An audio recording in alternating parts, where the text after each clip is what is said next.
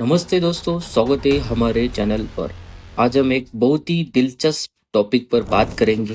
भारत में IT industry की शुरुआत कब और कैसे हुई? आईटी कंपनियां अब मैकेनिकल, सिविल और नॉन आईटी इंजीनियर्स को क्यों हायर कर रही है? आईटी और कोर इंडस्ट्रीज का भविष्य क्या है?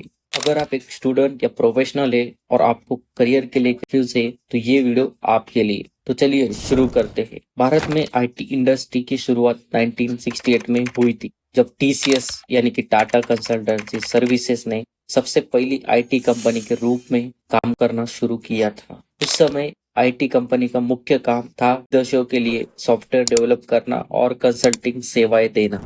धीरे धीरे इंफोसिस, विप्रो और एचसीएल जैसी कंपनियां जुड़ी और भारत आईटी का ग्लोबल हब बन गए। अब सवाल यह है कि आईटी कंपनियां मैकेनिकल, सिविल और नॉन आईटी इंजीनियर्स को क्यों हायर कर रही है? तो सबसे पहला रीजन है स्किल्स डिग्री से ज्यादा जरूरी है। आईटी कंपनियों को ये समझ में आ गया कि समस्या सुलझाने और लॉजिकल थिंकिंग डिग्री से ज्यादा महत्व है। मैकेनिकल और सिविल इंजीनियर को समस्या सुलझाने में ट्रेनिंग दी जाती है, इसलिए वो आईटी के लिए भी फिट होते हैं। सेकंड रीजन, कोविड के बाद मांग।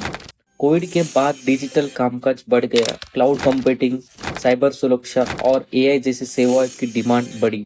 इसे पूरा करने के लिए आईटी कंपनियों ने हर ब्रांच से हायरिंग शुरू कर दी। और तीसरा जो रीजन है, वर्सटाइल प्रोफाइल।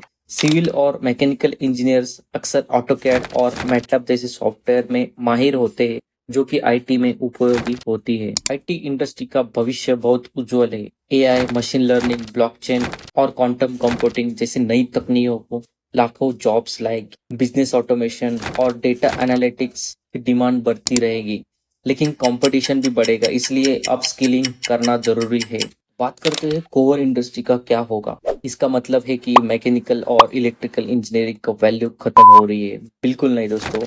कोर इंडस्ट्री का भविष्य मैकेनिकल और electrical vehicles, green energy, robotics और इंडस्ट्रियल ऑटोमेशन में अहम भूमिका निभाएंगी। लाइक ग्रीन एनर्जी और स्मार्ट इंफ्रास्ट्रक्चर से नई और हाई पेइंग जॉब्स बनेगी।